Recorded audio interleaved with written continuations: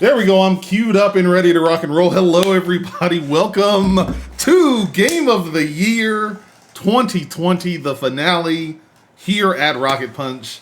As we have been doing all through the year, I am Cameron. That is Seth, or at least I say through the year, not only through the year, but just really the last month or so. Live. This is not pre-recorded in any shape, form, or fashion. We actually are interacting with you guys here on Twitch. Seth, are you excited?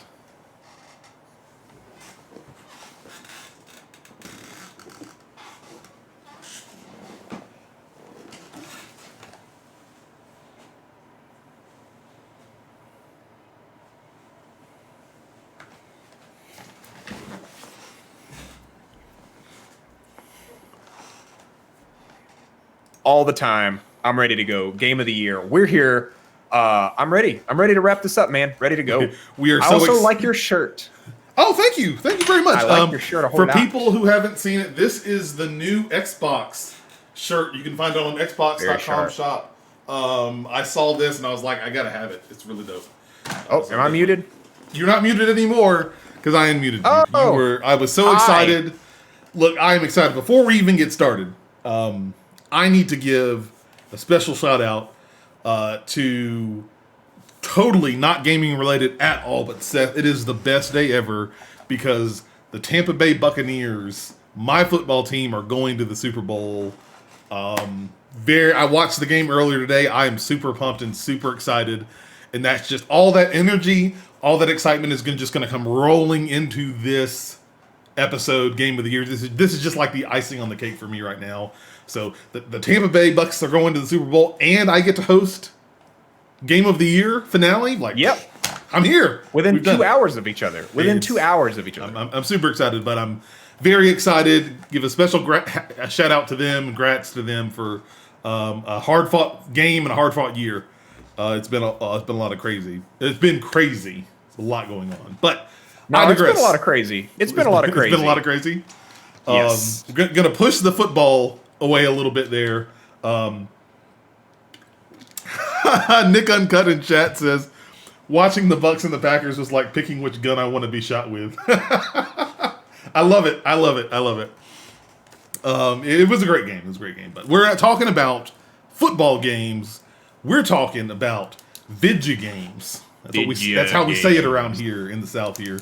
Seth, we've done a lot of episodes. You're not unfamiliar with this whole process here, and years past, and of course, just like we've done every year, we did our 9 previous episodes of Game of the Year. If you haven't had a chance to catch the first 3 parts with all 9 episodes, there's a lovely thread that I made on Twitter over at Rocket Punch Go.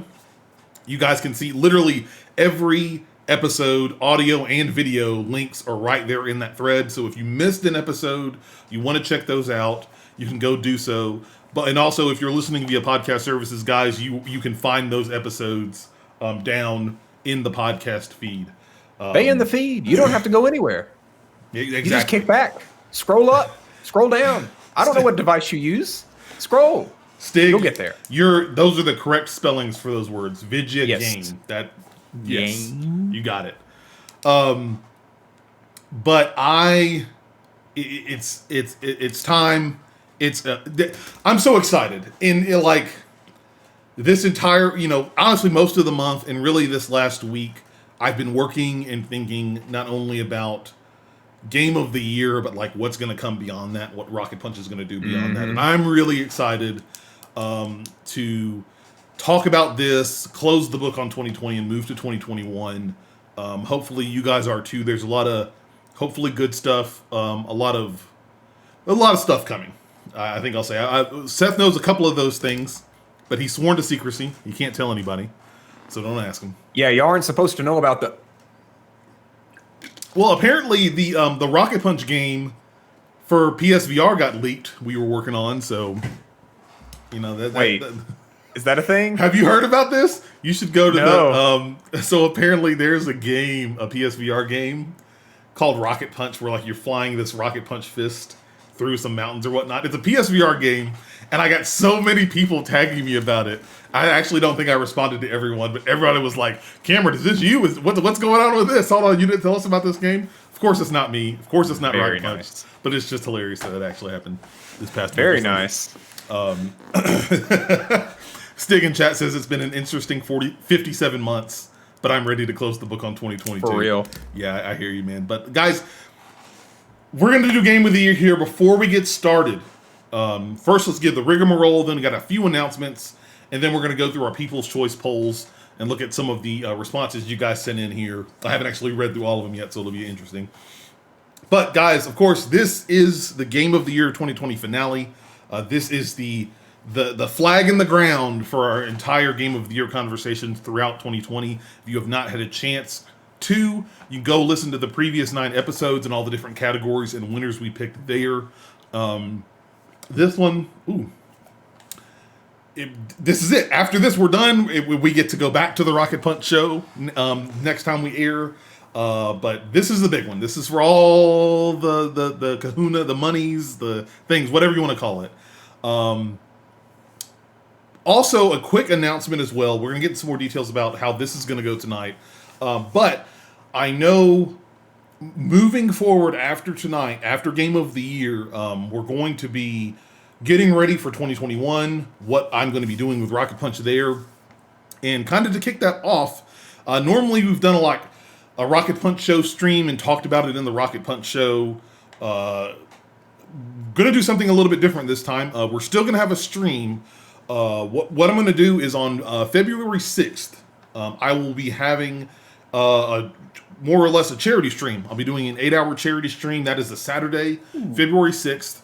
I'll be doing a charity stream, streaming some games, raising some money, and I will also not only be talking about what's going down and some of the new changes and new ideas and new content and updated content and all that stuff that's coming to Rocket Punch for 2021, but I will also, we'll also be completing some of the extra life challenges that we all earned throughout from 2020. So the 2 big goals that we had were me eating extremely hot chicken fingers with no aid whatsoever, no water, no milk, nothing. I will be doing that on the 6th. Also, I think it was a Dark Souls drinking game thing where basically I have to and we have to change it up here, answer some video game related questions, and if I get them wrong, I have to drink shots, and then I have to play and beat a boss in Dark Souls or Soulsborne game. It's going to be it's all of that is going to happen in that 8-hour stream here. We're going to raise some money for a good cause there. But again, February 6th, it's a Saturday around noon. So noon that day. Be on the lookout. You can follow myself at Rocket Punch Go or Seth over there at Darth Turner. I'll be giving you guys more information as we get to that point because it is still about a week and a half, 2 weeks away. But I wanted to do something different, and that's kind of a little bit of the approach that going into 2021 here at Rocket Punch. A lot of reflection I've done over the last few months, and I got a lot of exciting stuff that I want to do here. But we'll talk about that when we get to February 6th. So if you want to know what 2021 looks like for Rocket Punch, February 6th, noon, be there so you find out. I think that's all the big announcements there. Well, that was really the only big announcement. Let's go into, before we get into our Game of the Year picks, guys, I want to do a quick recap here. We had, as we've done the last couple of years here, we have our People's Choice Awards polls, where we had some questions and basically let you guys choose who you thought should win Game of the Year, or basically our categories, as well as some extra categories over at Game of the Year. I'm going to go through some of those here. I'm not going to go through everybody's readings. I'm just going to go through some of the interesting ones that I saw on here.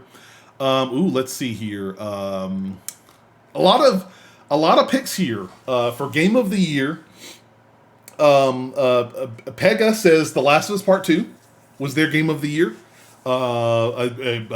Danzig Charis says Final Fantasy VII Remake is their Game of the Year. Barry Fox's Animal Crossing New Horizons in Stegander, who's in the chat right now, says Cyberpunk 2077 is his game of the year. So, I mean, that really shows that we had a lot of great games, honestly, Seth, this year. The fact that we got a varied amount.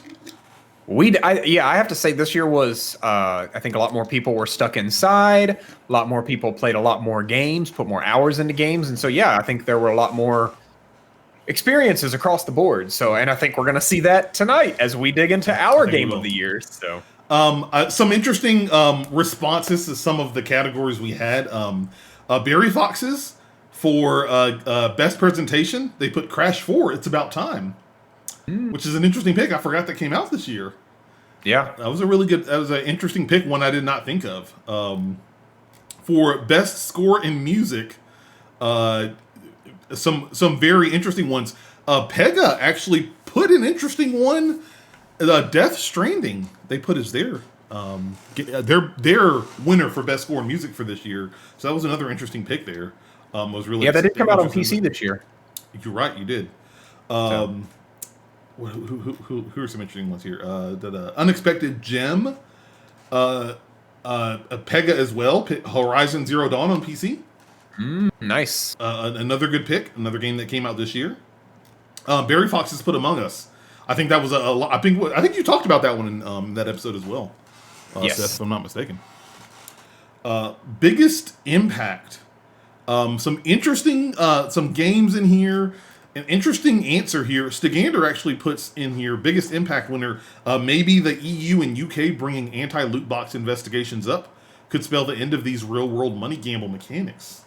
So that was a very, very good answer. I like that one a lot. Biggest fail. Honestly, it was almost unanimous. And it being Cyberpunk 2077's launch. Yeah. If you want to hear our thoughts on that, you can go listen to the Biggest Fail episode. I'm not going to read too many of the comments there. For the win, I actually want to bring this up because it's a game that we've mentioned maybe once or twice, if at all, during this entire saga here, but really haven't had the chance to dig too far into it here. But I wanted to bring up his comments. Stegander in here for the win puts Half-Life Alyx. While it didn't catch mainstream attention, the flawless release and exceptional boundary-pushing quality planted deep seeds among VR gamers and developers. And I thought that was a really good answer and one we really didn't think about, honestly. I mean, I haven't had a chance to play it at all. It's hard to play. I mean, you have to have, the stars have to align. You got to have the VR, you got to have the space. Sorry, you got to have the VR hardware, you have to have the space, and then you got to pay for the game. So, tall ask for the mass media audience, or the mass general audience, but. Favorite character, Danzig Cheris puts Jessie Raspberry from Final Fantasy VII Remake as a favorite character. She was spicy. She was ready to rock and roll. So yeah, it was pretty good. Best moment. I thought this was another good one as well. Barry Fox's put as their best moment. The bidding war that happened when Fall Guys opened up a competition to get creator skins in the game. Oh yeah, that was a really cool moment, a really awesome moment. I was really, really excited to see that. And then Person of the Year, some really great answers. Barry Fox's as well, said Steven Spawn. Danzig put Nobuo Uematsu. I think one of my favorite ones though is this guy named Darth Turner who put M. Bison from the Street Fighter film in 1994. I thought that was a really good one. To you, it was the most important day of your life. But to me, it was a Tuesday. Still one of the greatest movie lines ever uttered on camera. And then, but another really good one as well. Pega actually puts in here the Don't Nod team, who developed good games like Life is Strange and more. They actually also developed Tell Me Why, which is another awesome game. It was really, really, really something special to see. Going through some of the additional categories that we had here, some picks that I'll grab up from here. Not everybody answered these, so I'm just going to read out some of the responses that were made. But one category that we had on the polls, a quarantine certified game. Dawn of War 2 was a pick. Hades and Animal Crossing New Horizons were the three there. Best PlayStation game. Final Fantasy VII Remake, was a good one on there, and Crash 4 ended up showing up as well. Best Xbox game, all of them. I wonder who put that one. I don't know, man. I don't know. Best Nintendo game, Joy-Con Drift Simulator 2020 was a great response. Animal Crossing New Horizon was another pick. Best PC game, Ooblets. Ooblets was a good game. I forgot that came out this year. That was good. Yeah. Remembering how salty gamers were about the Epic Game Store. Was good. All right, listen. When you ask me to take a test for your form, I test the form, okay? You did. You 100% tested the form. I'm not going to knock you on that one. Best community support, Fall Guys. Good pick there. Best developer. I have to reading my comments. Oh God. Best developer. Hades is in here as well. The best answer by far is Walgreens seems to have the fastest turnaround, but I prefer using a local photo studio to support small business. I mean, you can't go wrong with small business. I told you, Cameron. You asked me to test the form. I'm gonna test the form. That was too good. Oh, that was too good. Most underrated game, The Last of Us Part 2. Most overrated game, The Last of Us Part 2. Multiple times. Those were brought up by multiple different people. So that is very interesting. I guess if we sort this by controversial, Last of Us Part 2 would come up first, right? Well, yeah. It's in the algorithm. One of the big comments in here for The Last of Us Part 2 is not. They say not a bad game, but clearly designed to be a cinematic set piece to attract media attention and look good in Game Awards. The best Cheerios you've ever had are still just Cheerios.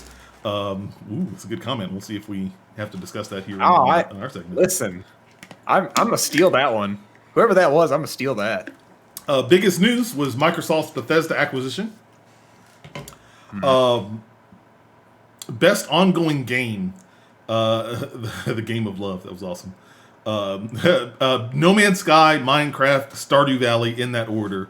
Some great responses there. Thank you guys to everyone who jumped in, took the time to do the People's Choice polls.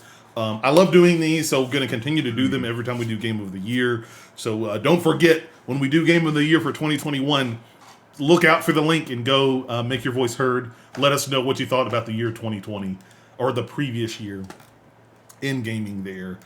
But now I get to get a burp out. Man, that was Thanks for sharing that with that all was of our solid audio one. listeners. Excuse me. Man, you know what? We're having too much fun. Having too much fun tonight. I think our mantra said something about producing quality content for the Southeast gamers, and that's it's just really the highbrow, really highbrow there. That's what the people come for, Seth. That's why they're here. Okay. Really bougie sound effects. I love it. But that's the People's Choice polls. Seth, it's time to enough about them. It's about me now. It will be about you in a second. Guys, we're jumping in here. It's time to do Game of the Year. This is our official Game of the Year stuff. Some small changes to what we've done in the last 9 episodes, though. I want to let people know what's going on here. So before the previous 9 episodes, what we've done is we've picked 2 runners-up, and then we had a winner for each category, after which we discussed our honorable mentions, whatever games we wanted to give some shout-outs to. But this time we each chose 30 games each, right? Each. That we're going to talk about. No. And they can't be the same. They're all different. They can't be the same. They're not the same. They're not the same. No. What we've done, guys, is that we still have 3 games that we're picking, but we have to rank them. So we're going to have a 3rd place, 2nd place, and a winner in that order that we're going to discuss here. There are no runners-up. It's bronze, silver, gold. And then after that, I have limited us, because I know there are a lot of games, and I know we want to talk about all of them in honorable mentions. We can only bring up 2 honorable mentions that we can discuss. If you want to call them our 4th and 5th game, picks, sure, I don't care. But though they are just filtered under honorable mentions, so we can only have 2 honorable mentions, and then 3 winners, 3rd, 2nd, 1st. Seth,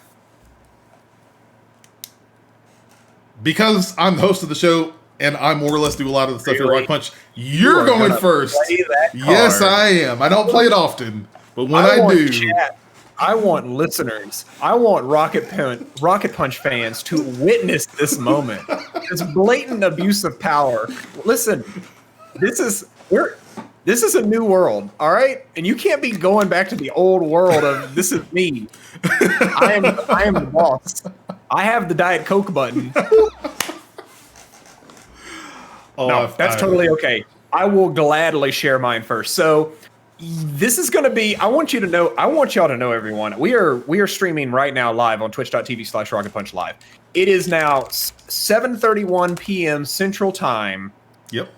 I want you to know that about an hour ago, there was a cataclysmic upset on my Game of the Year list. Like, absolutely. I was sitting here, I was looking, I have a little Trello board because of course I do. And I was like moving the cards around.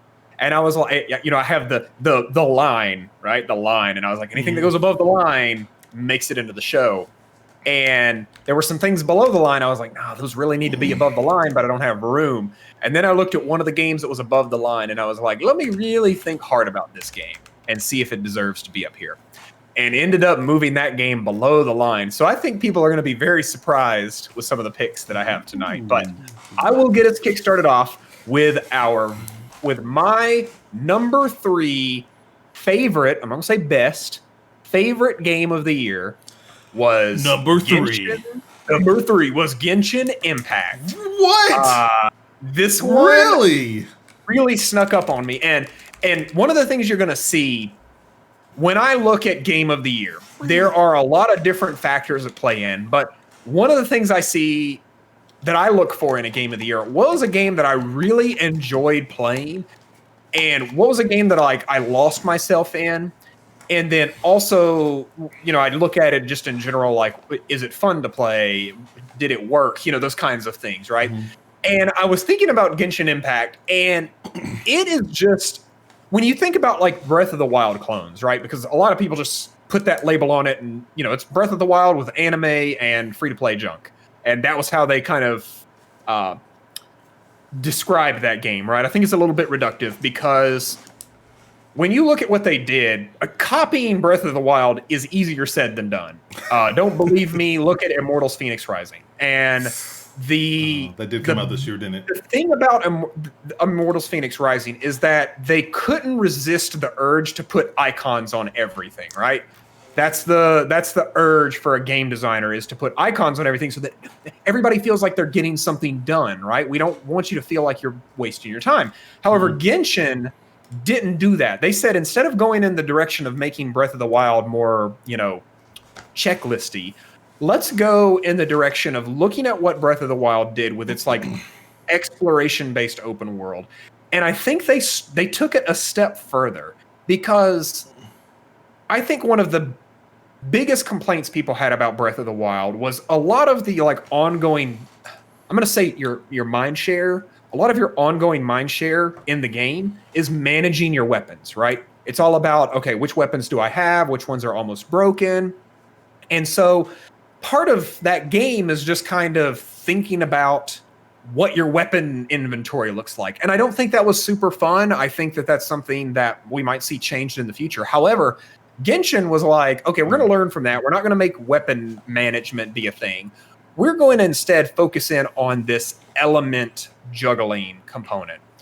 Listen, Cameron, people love juggling elements. It's literally what Pokemon built its millions off of. So we love element charts. We love strengths and weaknesses. It's gamers eat it up. So what they did is they took Breath of the Wild and they said, what if instead of just like playing as one character, you can have up to 4 characters equipped? And obviously this is going to seep into like the gotcha component, right? So like you're going to collect more characters. But in all fairness, they give you the characters you need to play that game from the start. Are they the best characters? No, they're not. But they are characters you can play the game with. There has to be some way for them to keep you in. So exactly. So that's kind of the first thing the game has going for it, is a lot of the gameplay revolves around, okay, I'm fighting a a bunch of ice and rock monsters. So I need to make sure that I'm setting up these prime. I'm going to get a little jargony here, but I think the concept of priming and triggering, right, that's a thing that some gamers know about. So yeah, sort of. Okay, okay. So like, I'm going to set you on fire, and then I'm going to hit you with lightning that will cause that flame to explode, right? That's kind of like, so I'm priming you with fire and then triggering that flame with lightning, right? So that's kind of a big component of this game.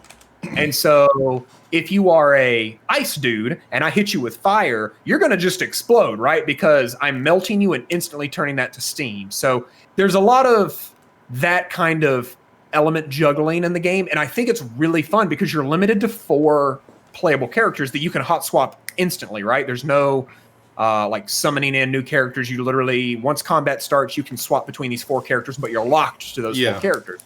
So when you're going into boss battles, you're making sure that you have a good blend. Does your healer, have enough heals to support you? Do you need a healer that does a lot of single player heal or that heals the whole team? So there's a lot of like setup that goes into it. Food is also a big component, similar to Breath of the Wild. So what food you eat determines what buffs you have, those kinds of things. And all in all, I think what they did is they were able to capture the Breath of the Wild fun in a non-Zelda game, right? So you spawn in, you start in like an area that's very very open, very plains-like. It kind of reminds me of Breath of the Wild's like overworld for the most part.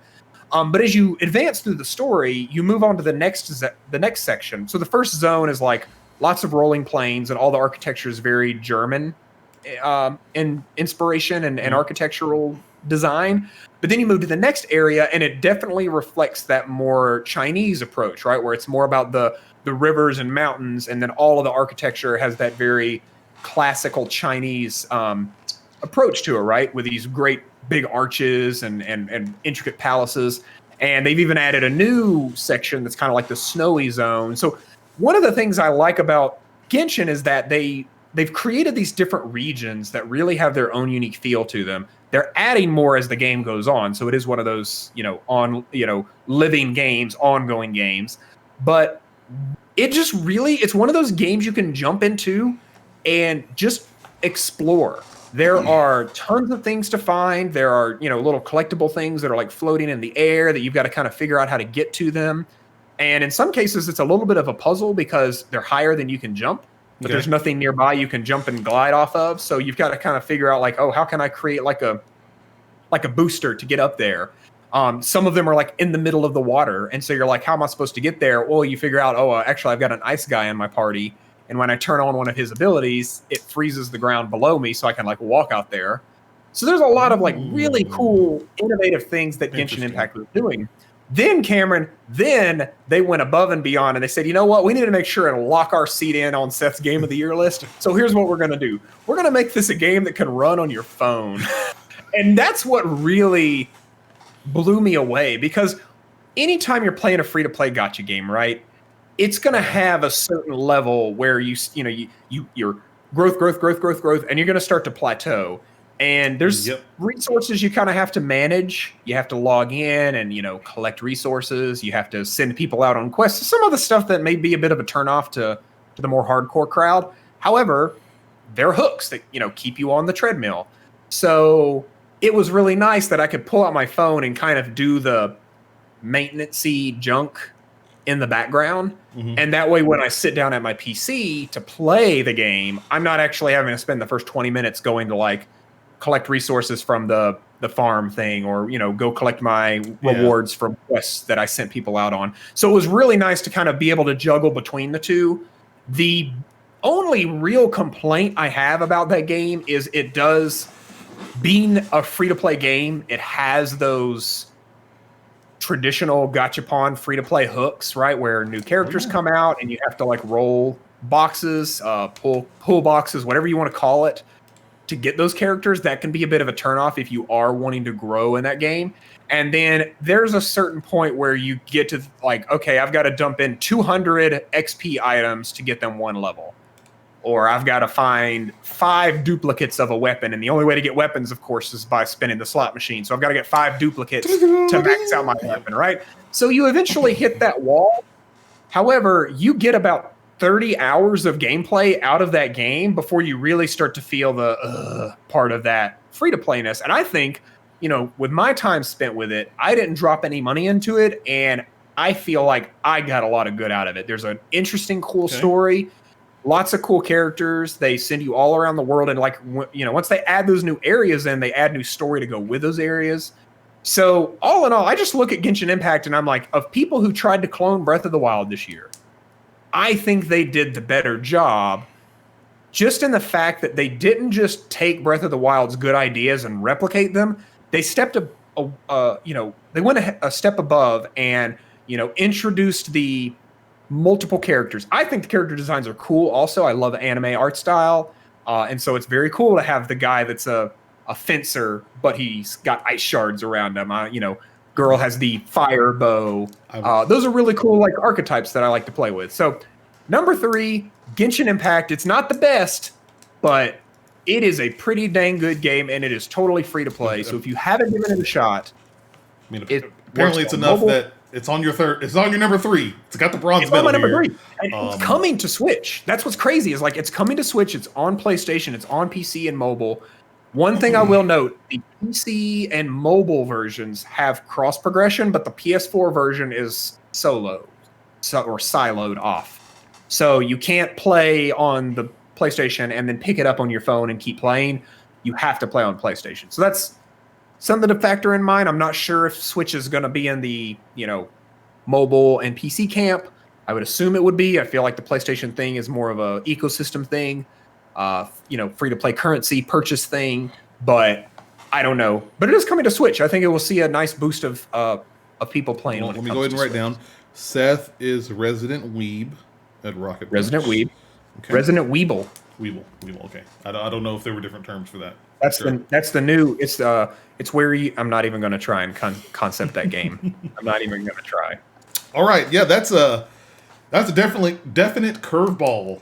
At least in my mind, Genshin Impact, guys, number 3 for Seth here, Game of the Year. It's my turn. Here we go. Tell me about it. My number 3, and I like my number 3. I will say, kind of in contrast to Seth, there were no shakeups per se. I knew the games that were going to be on my list. And had them in the list. My problem is actually sorting them. And I will be very honest, I'm still having trouble sorting them right now. And as we're discussing and talking, I'm still going through my head and thinking and really sitting on it. So as I'm hearing, I bought you as much time as anime would allow me to buy. So, and according to that, that's at least 23 minutes without commercials. Correct.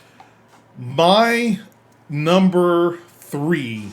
The bronze medal for me this year for Game of the Year 2020 is going to be Assassin's Creed Valhalla. Hey, funny enough, a game that we have not mentioned at all this entire series, Seth. Nope. And yet it is on my number 3. This is a game, so if I'm not mistaken, I'm trying to think about it, 2018, I believe, is when Odyssey came out. That was our, when Will and I were here and we were talking, that was our Game of the Year for that year. We made that pick. And it's, again, a testament to the team at Ubisoft and what they're doing, what they've been doing the last couple of years with Assassin's Creed in the series.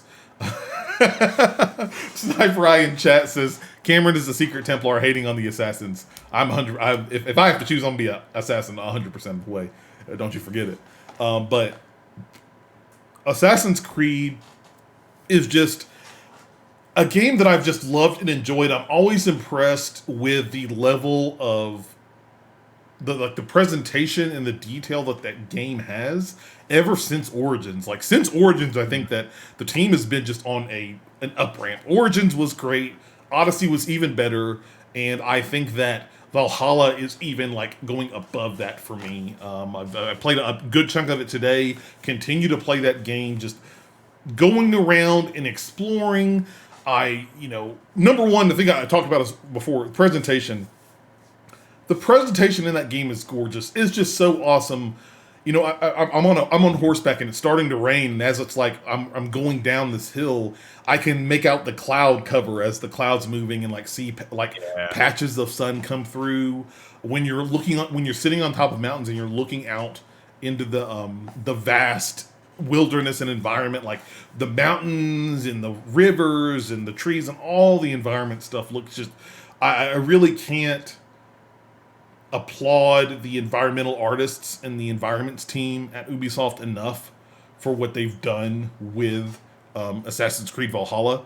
I love it.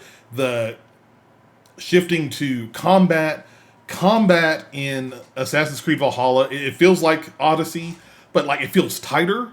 It feels more deliberate. You know, I've been rocking an axe and shield most of the time. That way I have a nice balance. You know, people are coming to attack, I can block them if they're coming to attack me and then slash them.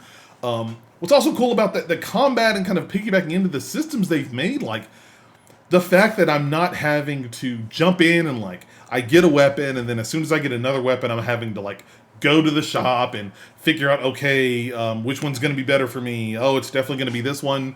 Like, you know, scrapping weapons and trying to get materials from them to help me out here, which I thought was very tedious in previous entries. But in Valhalla, it's like you don't get a lot of weapons, but you can get materials to upgrade them and make them stronger. Yeah. And I feel that gives more purpose because I've gotten weapons, axes, swords, spears, all sorts of stuff that are probably better weapons at base level, but I've continued to upgrade my axe and shield so much.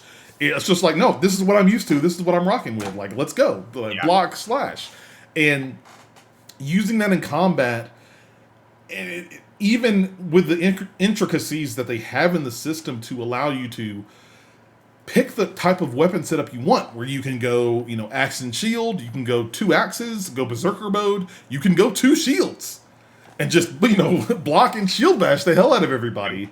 It really I feel like the systems and the combat that they've done this time around really gives the players the kind of freedom to play how they want to play and be who they want to be. The upgrade trees and how you get skill points with quests, and you know that's honestly the space where you're probably in the most. Is you're bouncing around trying to figure out, okay, do I want to go down the red path or the blue path or the yellow path? Let me see if they're, you know, do I want to be more assassin heavy or more just, you know, for Odin, you know, jumping down and chopping people's heads off in berserker mode. It really gives you the freedom and flexibility to do that in just the story and the stories that they're telling this time around. I mean, honestly, they've all been interesting. Odyssey's been interesting, Origins is interesting, and Valhalla's interesting. It continues to be so engaging and awesome that I just love it. Like the first zone and all the stories you spend in there, and the fact that like that's not even the game. Like, and you go, the first zone is huge, and then you go into the mainland over in England, and it's just like, oh my god, there's all these places to choose from as you kind of explore and hear these different stories and try and make these pledges to get people on your side. It was really something special. I had another game at this slot, and then I started looking through the games I played this year, and I saw Valhalla, and I was like, this is the game. This is what needs to be on here.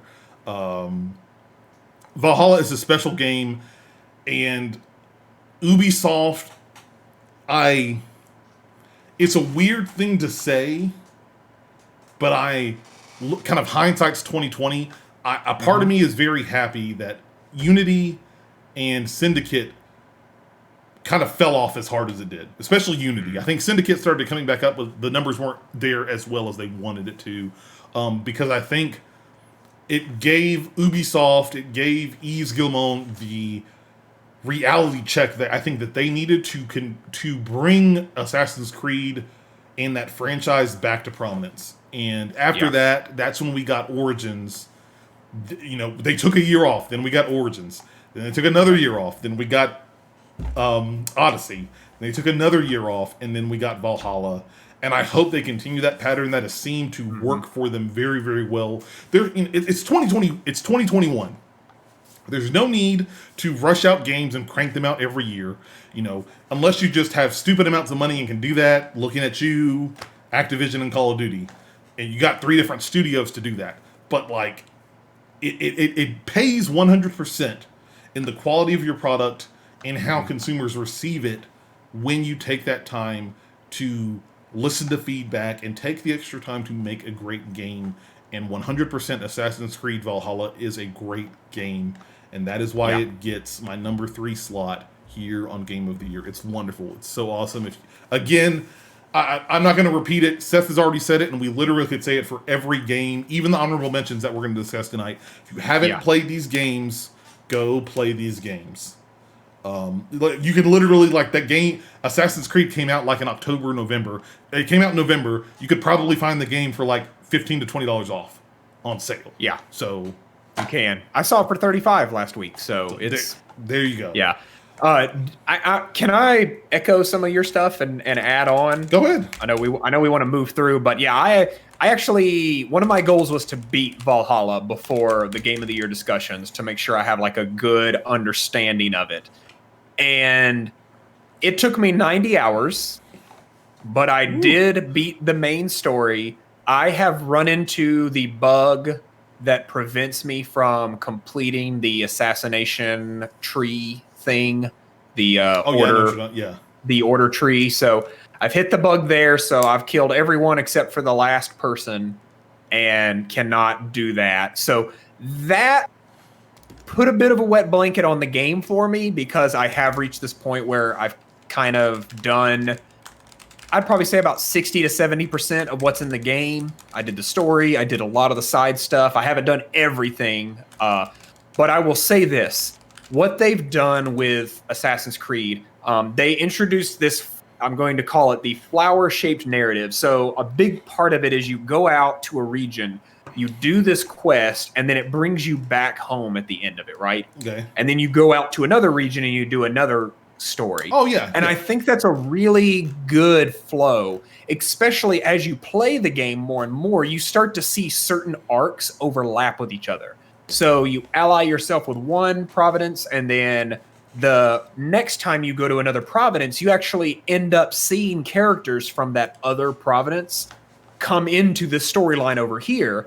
And in some cases, key plot points were based on decisions that you made in the other areas. So it really did, like, of all the 3, I'm going to say Neo Assassin's Creed games, right? Like the post-Origins era, it is the one that I feel has the most RPG-like approach to storytelling, in that you don't feel like every single decision is this, okay, are you going to choose to punch him in the face or talk it out, but then it's going to merge at the end, and like no matter what you did, it doesn't matter. Like there are some choices they're like kind of that. things to make, their choices to make you feel good. Like, this is how my Ivor will be. He'll be an asshole, or they'll be a diplomat. I don't know. But with Valhalla, they actually have certain instances in the game where the decision you make now will impact something 20 hours down the road.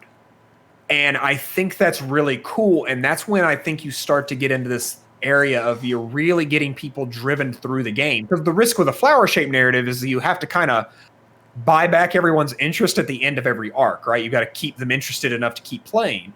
And so I think once you start to have those returns to the hub be a continuation of a bigger story, you start to get into some really cool stuff. There's some great story twists. I think the world, you mentioned the world being an awesome place to explore. Assassin's Creed Valhalla takes place mostly in England, and I think they did a great job capturing that look. And boy, it's just an all-around great game. Well, the other thing to think about too is, like, in that narrative you're talking about, coming back to your land plot there, once you're done with your quests and you go back, not only will, like, as you improve your settlement and you'll get more activities and quests will pop up, but also it makes you feel like you're not having, like, the reason I haven't fully beat the game yet is it doesn't, like, you don't feel like you have to go back, okay, let me go back to my settlement, let me get the next quest, let me go out there and do that, then come back. Like, just to come back to the settlements, like, you know what, I'm going to take a minute, let's go explore and see what everybody in your settlement's doing. Let me explore the land a little bit and kind of just free roam and do what I want and not feel the pressure of trying to beat the game just like that. Yeah. It's really cool. Yeah. Great choice. Great choice for number 3. Yes, that is number 3, but now it is time for number to the silver medal for Seth for Game of the Year, sir. All right. Give it to us. The runner-up, I'll call it, for Game of the Year this year is a game that defies all expectations that you have for what it means to be a good-looking game. And not only did they make this game, I will go ahead and say it, the best-looking game of 2020, they also took the original formula and completely turned it on its head and pretty much made a new game in the same type of universe. So without any more smoke and mirrors, let me tell you about my runner-up. Number 2 Game of the Year is Ori and the Will of the Wisps. Wisps. Ooh, really? That's a fun word to say. Wisps. So I will die on the hill that this is the best looking game of the year, bar none. It is. Everything about this game is perfectly handcrafted. One of the big things with the first game was it was all hand painted imagery and backgrounds and whatnot. They did the same thing in this game, but they were able to build it in a 3D space, so you have depth to the scenery, a lot more layers to what you're looking at. And so when you look at what this game is about, it is a game about nature, how nature is cyclical. And you go through these areas and instead of just seeing them go from like light to dark or dark to light, you're seeing like a forest progressively get darker and more, decayed and further, dead. And then you do something and it restores that life, right? And so you see that life slowly come back in a really cool and interesting way. And also, when you look at the way the game plays, first Ori and the Blind Forest was a platformer, right? It is a jump around, dodge things. It is all about getting from point A to point B and not getting hit by the spikes. But with this game, they said, we're not just going to do another one of those. We're actually going to make this game play like an action game. And so this game, you have weapons, you have abilities, you are fighting enemies. Not just dodging them or bouncing off them you're no longer Mario. You're Mario with the fireballs. So you have an offensive ability that you can take the fight to them, right? And it all comes together in a game that I think is just art from start to finish. There's not a part of that game that feels bad to play. All of it is fun. There are some very intense boss fights. Some difficulty spikes that come from that. And I think that when you look at the first Ori and the Blind Forest, that game also had that. There were those chase sequences that seemed to be very difficult, especially the later ones kind of got that almost that Super Meat Boy vibe where you weren't really platforming, you were memorizing the pattern that you needed to hit because things were moving so fast you didn't have time to think, right? You just had to know what to do.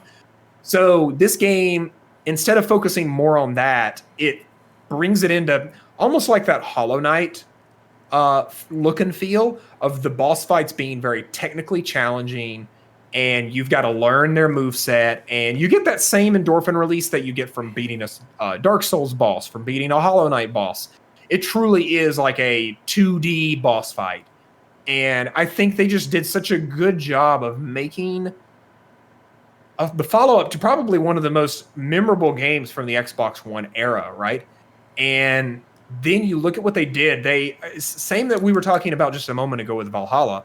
They didn't just make another one. They thought, how can we elevate this formula to be better, to make the game look better, feel better, play better?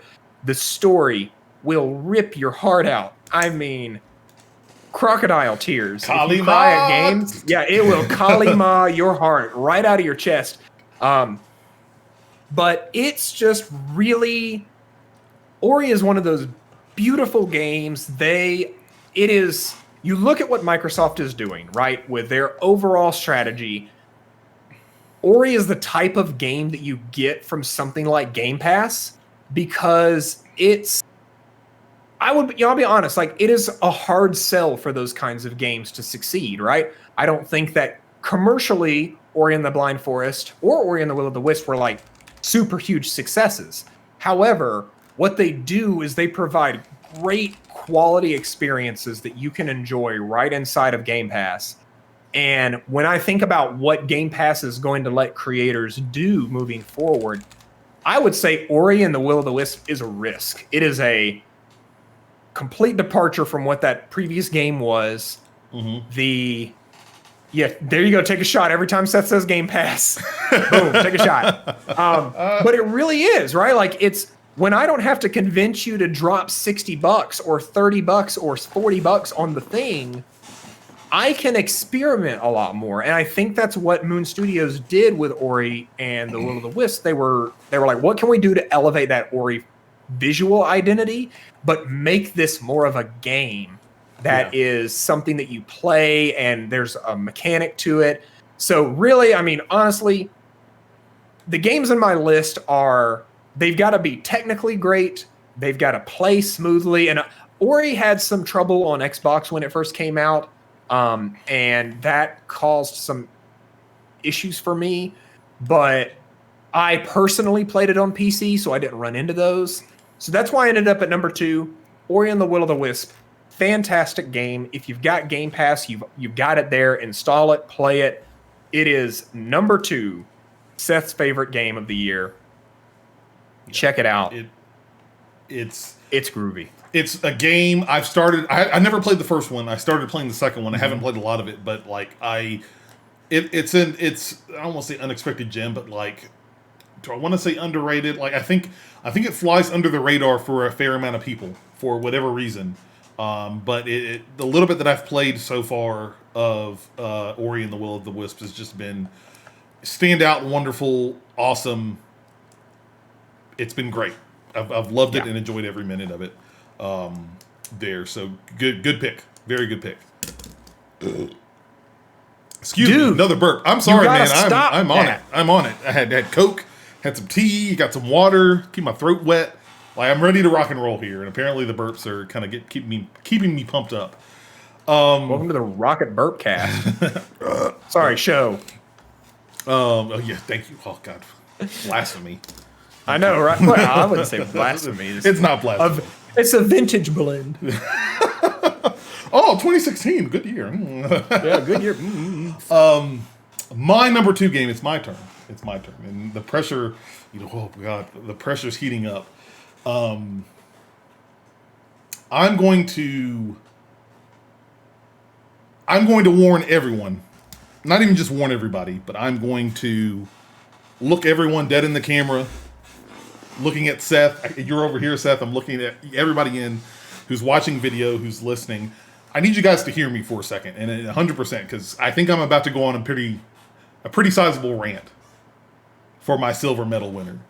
And I think that it's warranted, and in the spirit of a lot of different things that I've been thinking over the last week or so, kind of leading up to this, it's something that I've wanted to say about this 100%. That I think need to be said, and it's not. And I definitely say, pour the TCAM. It's not to make people mad. I'm going to rage no matter what you pick. I love that. Stick Enter in chat says I'm going to go ahead and release some tension for you. I'm going to rage no matter what you pick. And I appreciate that. You know what? I appreciate consistency, Stig. As long as you're consistent. Please, hold on. We're all here. We're all friends. Get your popcorn. Let me get my popcorn. Here's my popcorn. And it's again just with a lot of these games, this entire list. Like I said, I knew my 5, but I just putting them in the right spot was really hard. And I want to get on my soapbox, whatever you want to say, and discuss and talk about this. My number 2 pick, silver medal winner for Game of the Year 2020 for Cameron, is The Last of Us Part 2. Okay, now. I have watched and seen all of the dramas and the people, everyone has had an opinion about this game. I think that's fair to say. But whether you want to listen to me or not, and obviously if you're here, you're listening to me or not, I 100% serious want to sit here and say, like, regardless of what you think about the game and what it was pushing or whatnot, there is absolutely no question that this game deserves, has earned its right to be on any game of the year list for anybody, anywhere, period. I'm not mic drop, but just like pin drop. I feel really like bad. Body drop. I felt like body drop. Body drop. I felt really bad because, and this is going to a lot of stuff there. I felt really bad about this game because this could easily be my number one. Okay, and there's a very, very, very tiny reason or two why it's not, and we'll discuss that later. But I felt really bad about having to decide and put this game in my list across all my rankings all week. And the main reason for it was just the controversy and the thought process around this entire game period. For people, honestly, I really, it was about me. And like, if really thinking about what, I really let a lot of what other people thought about this game influence how I felt about this game. And I really sat there and thought about that all week, and it really made me upset. The fact that I would think, Seth, can you still hear me? I can hear you, yes. Okay, I just want to make sure. The fact that I'm letting all the opinions about this game, whether great or bad, influence and make me think how I feel about this game, especially when I'm doing my own game of the year rankings and nominations. And I felt like shit. I will be 100% honest. And then I really thought about it and I said, fuck that. Okay, fuck it. Because this game is the epitome of how you need to release and roll out a polished, exemplary experience. This game has one of the best stories, in my opinion, in this entire year. Bar none. Even when you think it's done and it's not. Like, the story it weaves with Ellie and Joel and the aftermath of The Last of Us Part 1 and all the themes they hit on throughout this game is just continues to cement the fact that Naughty Dog is at the top of their class, bar none. And it just continues to be. I every time I see a Naughty Dog game, and I will definitely say I don't even really have like large expectations for Naughty Dog games, but I am so impressed. I remember I had a PlayStation 3 when Uncharted first came out on PS3 back in the day, and like to see them every release continually step up and continuing to bring excellence, continuing to bring high games of the highest caliber and highest quality. And I'm trying to remember the last time I had a Naughty Dog game that had a bug in it on day one, or at least one that was widely talked about online. The story and the tales that they tell are just immaculate in every sense of the word. The presentation for The Last of Us Part 2 is just, we talked about it in previous episodes before, Seth. It's dark. Yeah. It's heavy. You feel like this weights on you the entire time. But again, I think that's what makes this game so unique, because you don't really feel that. There aren't really games that are hitting and talking about that a lot. Or like have those type of feelings that invoke in type of gamers, aside from like maybe your horror game or something like that. I don't know. You should beat Ori and then tell me how you feel. That's why I like. It evokes some things, but I've read and read so many of the comments about this game, and it just it was kind of a hard week in me for picking Game of the Year because of this game, and like letting people get into my head on what I wanted to pick and what I should pick for Game of the Year. And then in the spirit of 2020, fuck that. The combat, yes, the combat is not complex, but it doesn't have to be.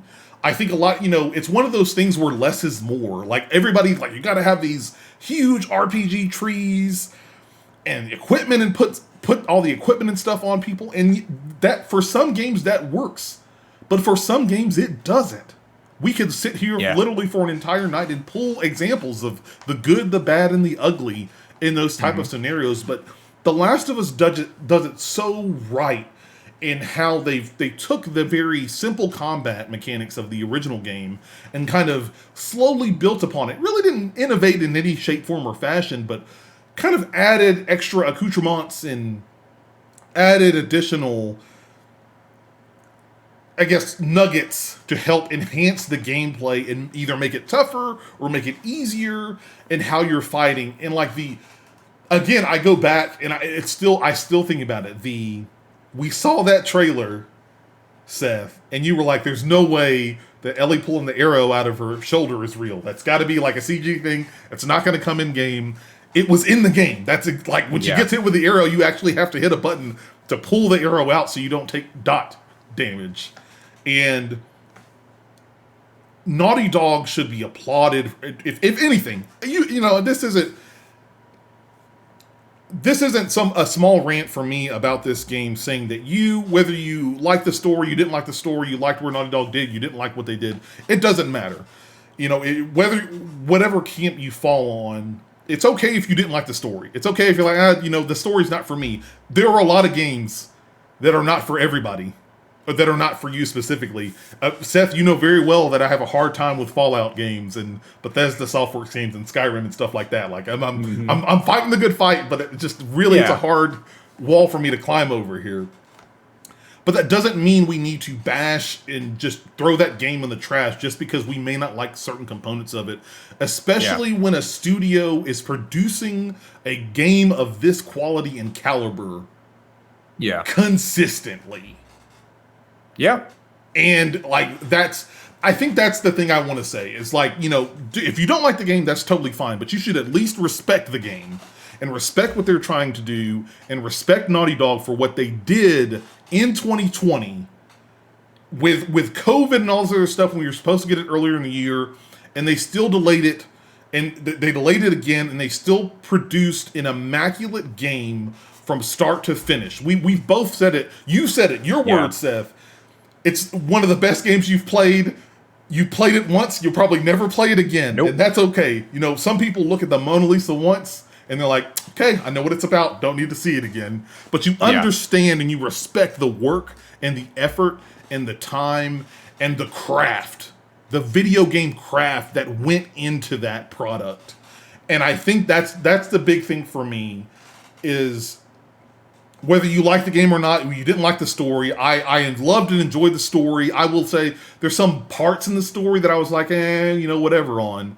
But overall, I loved the tale that they told because it's not something, it's different.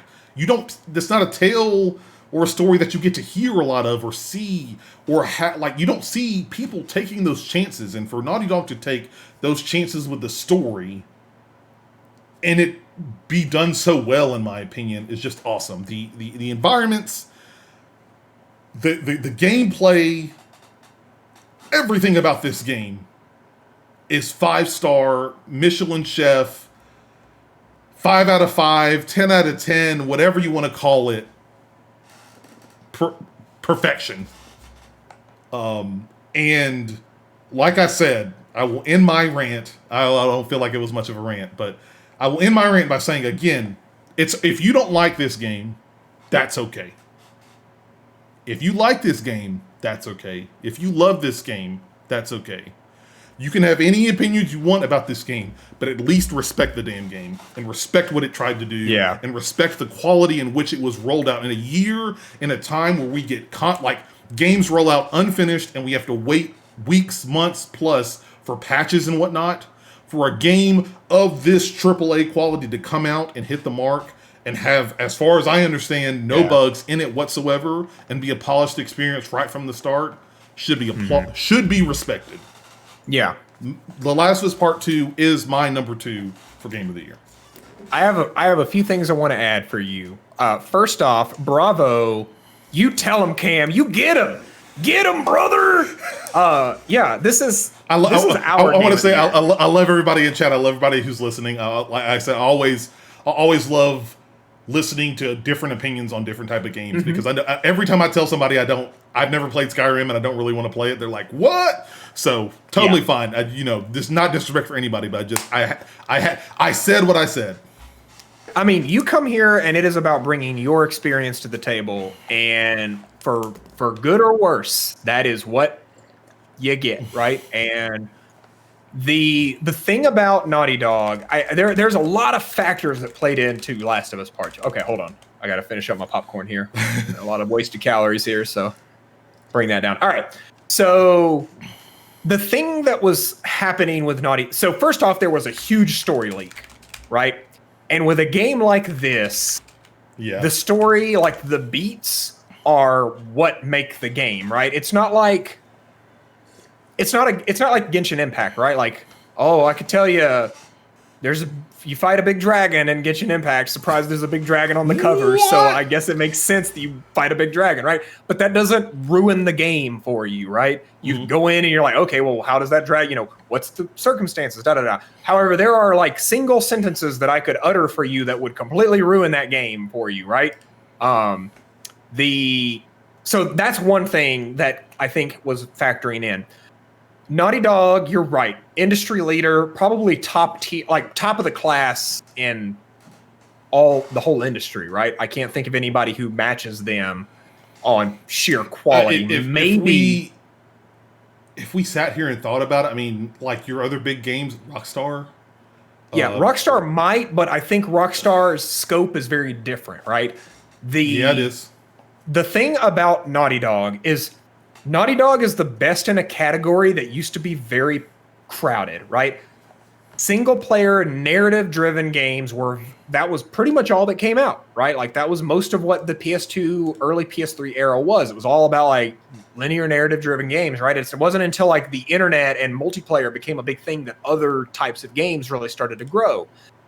And what ends up happening is when you're that good at something, you get that honor student syndrome, right? Where no matter how good you do, everyone just ignores it because it's, oh, wow, the honor student did great. Same goes with Forza, right? Like Forza comes out every year, applauded for, well, not this year, but like applauded for how great it looks, but nobody cares because, oh, they did it again. Naughty Dog did it again. And so that's another factor in it. Tom Brady won another Super Bowl with the New England Patriots. Okay, whatever. And Alabama won another national championship. Whatever. Exactly. Okay. And yeah, it's easy to look at what Naughty Dog does and be like, well, they don't do multiplayer. They don't do branching narratives. They don't do any type of dynamic gameplay. Like they tell a story that's linear and it's done, right? And so, yeah, you could reductively criticize them for that. However, that would be as reductively criticizing to say that like, oh, but because Lord of the Rings is a linear story, it's not as good as a choose your own adventure. Like, no, dude, fuck that. Like the choice doesn't mean that it's a game, right? Like you can still play the game and enjoy the game. The biggest thing about The Last of Us that I think really factors into it is a game made by a team that are masters of their craft. And I remember when they announced part 2, I was like, we talked about it. I was like, why are they doing that? You are going to risk I was with you. Everything. That ending was so impactful from The Last of Us Part 1. And I was like, you were going to risk that ending to cash out another entry in a series that you said was done? Like, why do that, right? And I think anyone who's played the game and especially gotten to that halfway point that we talked about maybe in Best Moment, I don't know, but you start to see what they're doing with this game and that they are telling a different story. And yes, the story ends 4 times, but whatever, man, it's 4 pretty cool endings. So it's one of those games that it is going to be highly subjective what people say, but I do agree with your statement of you say what you will about the game, but you got to respect it. Right?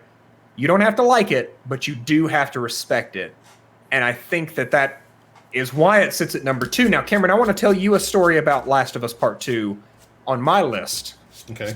Because at 6:20 p.m. today, I was looking at my list and I had a top 3. And I said, man, there's a game that I've got in the top 3 because it's just such a great polished game. And I had to sit down and I really had to ask myself, I said, Seth, what is it that you love about games this year, right? And I gotta be real. The game that was sitting in my top 3 was Last of Us Part 2. And I asked myself, I said, you liked The Last of Us Part 2.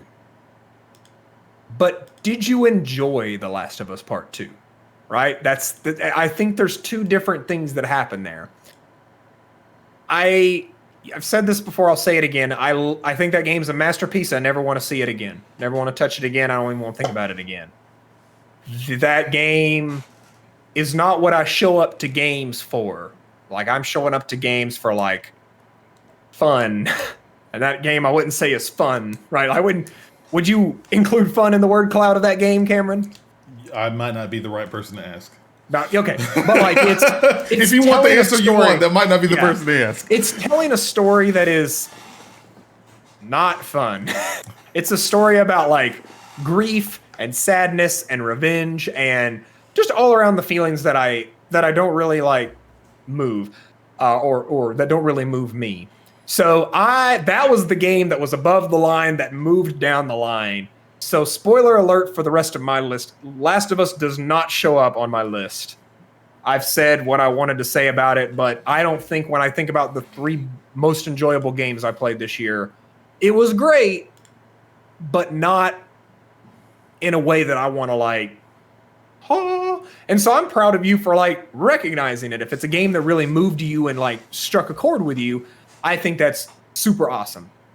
However, are you about to reveal your game of the year? I'm about to reveal my number 1. Okay, so hold that thought just a second. Oh, okay. Because we're going to tease the hell out of everybody listening or watching. Guys, we're about to go through our number 1 picks for game of the year. We're going to reveal them in just a second. But I've got to pee and I got to refill. So we're going to take a quick break. And we'll be right back. And when we do, Seth is going to start us off by giving us his answer to what is game of the year for him for 2020. So don't go anywhere. That's right, Stig. Put the baby in the chat. You're going to have to wait just a few more minutes. We'll be right back in just a second. Okay, people, we're back. Enough teasing. Enough drama. It's time. We've made it. Oh, Cameron, the teasing's the best part, though. I mean, you're not wrong about that. I'm just going to go ahead and say. No, let's get right. I'm gonna let you pick off where you were. I'm gonna let you pick back up on the conversation we were just having right before this, Seth. So please continue on. Yes. So the number 1 game, my game of the year, I told you earlier, was not Last of Us Part 2. However, the game that I think when I think about game of the year, right? Every year that Rocket Punch has done it, the game of the year has been something that I think we all agreed was like a game changer for that year, right? And I know we've changed the format, so now it's more individual. However, if I look at games that changed the game this year, there is one that shines above all others, period. It is a game that took a genre that I think is pretty populated right now, and it said, this is how we think you should tell a story, you should advance, and honestly, how you should beat and then keep beating this game. And I think you know what I'm talking about. I am talking about Hades being my number 1 game of the year. So you're one of those journalists. Okay, I'm one of those. Well, you know, listen, the check cleared. I'm kidding. See, he's got okay, you had the headset. So once the check clears, you're good, right? That's how it's awarded. That's usually how it works. Look, you're not supposed to tell that secret on the air, but I digress. It's basic. I know, it's basic video game podcaster boy. Fake gamer journalist boy. However, you've got to understand that Hades is the greatest roguelike story ever made. Like, it is a game that took the idea, like the idea of a roguelike is such a hard sell. Do the same thing over and over and over again, and maybe each time you'll do a little bit better, but maybe you won't. It doesn't matter. Just keep playing. that is the core of that genre, right? And what Hades does with that formula is it says, okay, so the thing about roguelikes is we're going to die multiple times. Yeah. How can we take that and make that a component not just of the gameplay, but of the story, of the character development, and of the overall experience the player is having? And I think they do that because they fill your world with really interesting characters. And when you return, each time you're going back to the hub, you are getting more of that story. Sometimes it's through scripted events. So you'll walk in and you'll see Hades talking to someone, or you'll see some kind of event happen. And other times it's you just going out and exploring and talking to people. And I think that people who take the time to talk to all the characters on each run sees that this is a game that doesn't just use procedural dialogue. It's like, oh, how's it going, adventurer? You know, welcome back. Like, each time you come back to Hades, right before Tartarus, right, you are learning more about the characters. Their stories are progressing, and you are kind of resetting yourself for another run. Then you get to the next room, which is right before you start a run, and that is where you're going to do your upgrades, where you're going to pick your weapons, those kinds of things. And so what you get into is you get this like return to base, story progression, preparing for the next run, then doing the run. And each time you go through this loop, you notice that preparing for the run gets better and better, and you get stronger and stronger. And then eventually you make a run that is pretty dang good. And I'll tell you this, Cameron, the way you know a game has done something great is when you sit down with 10 different people and ask them what's the best build in the game, and you get 10 different answers. And that is what Hades does with its weapons and perk layout. You get something going and you're like, oh, dude, this build is broken. There's no way anything is stronger than the shield. The shield is too OP. And then next run, you see you get, oh, well, this run, if I use the bow, I get a bonus currency for leveling up. So I should probably use that too, because I'm, trying to upgrade to my next ability. Yeah. And so you get it. And then you get to the first like permanent upgrade for that run. And it's like, oh, now instead of shooting one arrow, you shoot 3. And you're like, whoa, wait, what? That's broken. And so then that becomes your build, right? And you do that dozens of times before you beat the game. Now, once you beat the game, then you're like, oh, that's the strongest build. But this is where this is what makes this game of the year, Cameron. Once you beat the game, the new game starts. Now you can play this game again. It unlocks an entire, and I'm going to be as vague as possible so that I'm not spoiling elements of the story, but it unlocks an entirely new system that makes that beating the game kind of be the first 30% of the game. So there's a lot more progression. There's a lot more challenge and growth. There are new currencies, upgrade currencies that you are now collecting.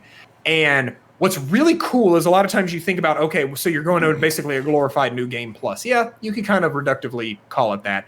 However, those original currencies and upgrades still matter. You still need them to beat the game.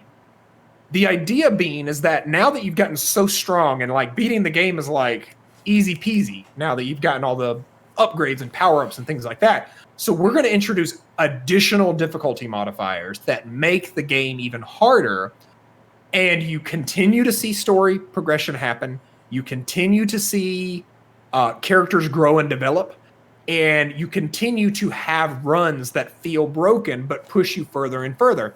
And then it doesn't become about, oh, do I beat the game once? It's how many times can you beat the game and how many switches can you have flipped when you beat the game. And the way they structure that end game loop is so engaging and fun. And it really is like like if you made Hades and beat it once the game is done, I think, cool. really great roguelike, Mastercraft. And then you said, okay, well, what are we going to do for Hades 2?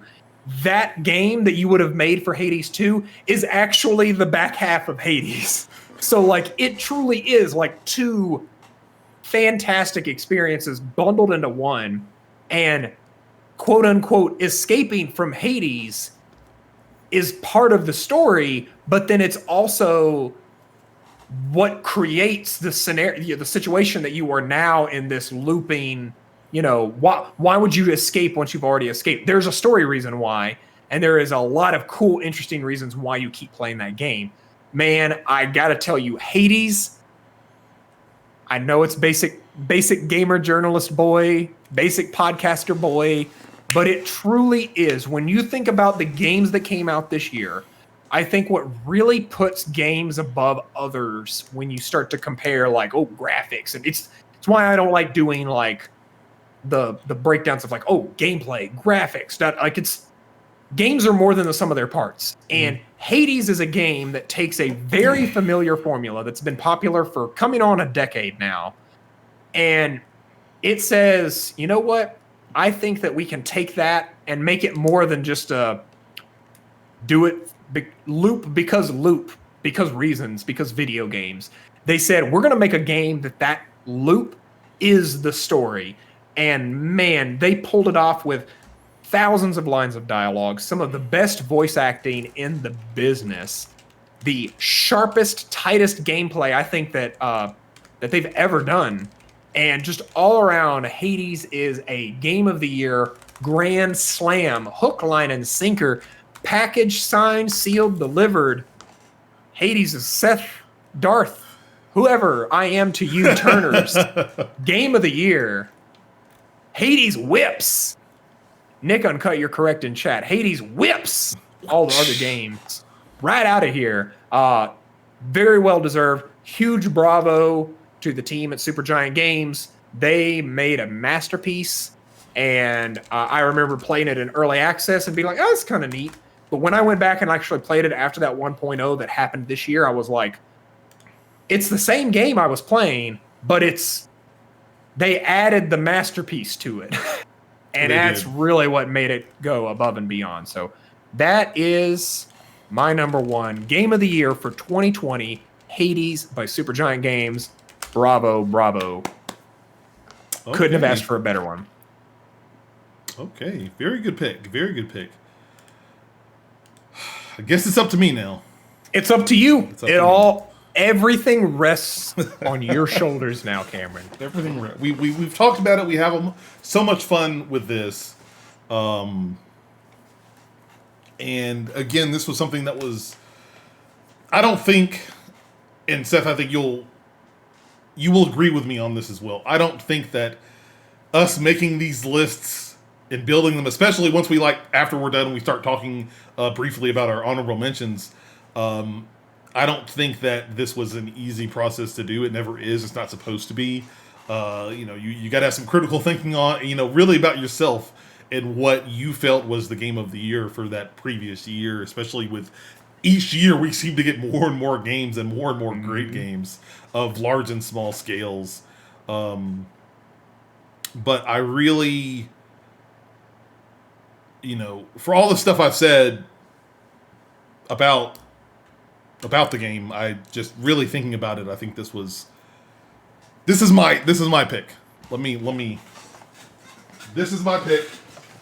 for game of the year 2020. Hold on. He broke it. I didn't break it. Oh, I know what you got there. Yeah, you do. This is the pick.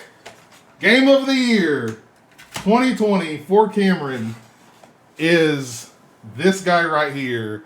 Final Fantasy VII Remake is Cameron's pick for game of the year. Let's. You made a point. Nick Uncut says, "I knew it. I called it." I don't remember seeing you call it, but I'll take your word for it, Nick. I remember the comments you just said when we talked about The Last of Us Part 2, Seth. One of your comments that you threw in there was like, us talking about the fact that The Last of Us was such a great game. Why would they even try to make a sequel? It was foolish, and yet here we are with The Last of Us Part Two. I think one of the highest rewarded games of this entire year. When God, what was the year of Dreams? 2008? No, 12? 12? I want to say 12. Wait, you talking about the E3 of Dreams? The E3 of Dreams, yes. When they revealed 2016. This was coming. It was 2016. Wow, I'm way off base. Wait, You're gonna fact check. I'm looking it up. We've got to fact check it. But you know what I'm talking about. And we sat there and they said we're remaking Final Fantasy VII. Fans had wanted this forever, but then 2015. 2015. Okay, so then now that it was here and it was announced, it was we always have fun and poke like, what's your favorite Final Fantasy game? And everybody, people like 6, 7, 12, 10. There's so many to pick from. Yeah, but regardless of which one is your favorite, I think it is generally agreed upon that Final Fantasy VII is one of the most popular Final Fantasies and also one of the biggest and most impactful Final Fantasy games. I think it is the most impactful Final Fantasy game out there. Dare say the most impactful RPG out there. I know a lot of people, I haven't had the chance to play 6. I know a lot of people love 6, say it's better than 7. I want to play 6. I just haven't had the chance to play it. but 6 is a 2D, right? Like that's and that was a big thing. Like you got to go back. Final Fantasy VII on the original PlayStation had 3D elements to it. One of the first big RPGs that had 3D like elements, yet still had like the little picturesque backgrounds and stuff. But for the most part, it was all in 3D. Your battles were in 3D, and if you've listened to the show in any of the 5 years that we've done Rocket Bunch, you should have at least heard my personal story on Final Fantasy VII and the connection that I have with this game. Seth knows the story. He knows my connection to this game, and I was nervous, like, oh great, we're gonna have a remake, but then kind of that same thing, Seth, like, why do we need to remake the game? Let's think about this. Like, hold on a second here. What benefit are we getting from remaking the game, if any at all? Like, plus you're pulling people in, and like a lot of people that have really only heard about Final Fantasy VII from their friends but never really played it, all they know is that Aerith dies. Sephiroth comes down, the dude with the silver hair and big sword comes down and stabs the little pretty girl in the gut, and she falls in the water. That's basically anybody, if you didn't know Final Fantasy, you knew that at the very least. And to remake a game as cherished and as lauded as Final Fantasy VII was just like, that was a tall order. I dare say at the same level of making a sequel to The Last of Us. I'd put them very high up there. Like, why do you really want to risk the chance of ruining not only Final Fantasy VII, but possibly the Final Fantasy franchise by creating a botched game or remake of a beloved game? And thank God they didn't do that. Thank God that they not only pulled it off, but went even further beyond than that. I'm not going to spoil it. We've had conversations in some of our categories about it. Seth, you know what I'm talking about. I know. But what they did with Final Fantasy VII, again, I put it up there, taking a system in 1997, a combat system, the turn-based active turn battle system, and evolving that into what it was, where it wasn't really, it's not turn-based, like, it's very much your active. The active is now in very large uppercase letters, like, yeah, going through, and then, but when you start trying to do spells and abilities, still having that flexibility to, okay, I can cast spells or do my abilities, and kind of playing out a little bit while the game goes in slow motion. I remember when one of the great things they did, they released that demo. It was like right after an E3 or a conference, they released the demo to let you play like the first couple of minutes. Actually, no, you got to play all the way through to the first boss fight. Yep, it was through that mecha beetle thing. And the Scorpion Sentry. Scorpion, that's it, yep. And should have known better than to try to name it with the Mr. Final Fantasy VII himself. Like to let you experience and play that battle system. I remember they showed this whole video like, oh, this is all the cool stuff you can do. It's so different. We're going to let you play it. Here you go. Here's a demo. And jumping in and so much positive buzz about that demo and basically like, keep this going. But even more so what they did with that game in taking it, evolving that battle system, telling a story that is the same but different, but still same. If you catch my reference there. For more, check out Best Moment. It's throughout this entire game, it just felt so awesome to see Cloud and Tifa and Barrett in fully rendered 3D with voices and their mannerisms and actions and stuff, and like their personalities come out in full display instead of having to read them on a text box. And kind of seeing how this story progressed really made me understand why I love this game so much. And I was so happy that Square Enix took the respect and care that they needed to create this game. Yes, it's, the first critique, almost everyone said, it's only, it's part 1. It's not the full game. Whatever. I will be honest. I disregard that. If you play the game, for how much work and effort was put in here, we wouldn't have gotten the game. This wouldn't have released this year. We probably wouldn't we probably would never have gotten the game. We're talking like Cyberpunk 2077, or maybe even like Duke Nukem Forever levels of development hell.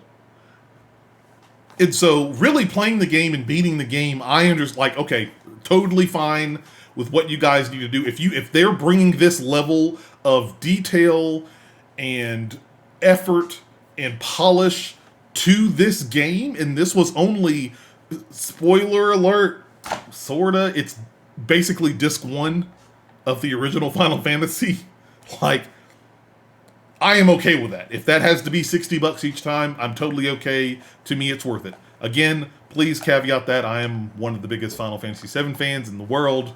Gonna go ahead and plant my flag right there, right now. So take my words with a grain of salt if you want to.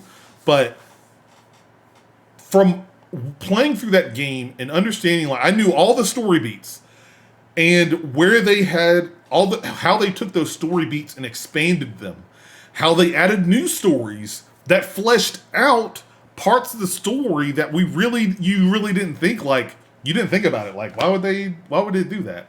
Or you didn't really think about it before. Like, I didn't really know what happened in this small period of time, but now they're like, no, we're going to have a whole segment of the game dedicated to this time that happens in between.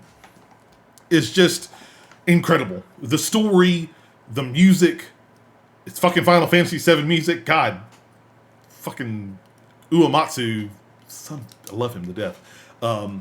The combat and the characters, everything, again, they took that care, they delivered on their promise, and elevated and went even further beyond. Reached further out to see what they could do. They weren't just content with just making a remake and just copy paste. Mm-hmm. They went and said, we're going to remake the game, but how can we make it better? How can we improve on it, from everything from the story to the combat to the environments, presentation, the whole 9 yards? How can we improve on that? Now,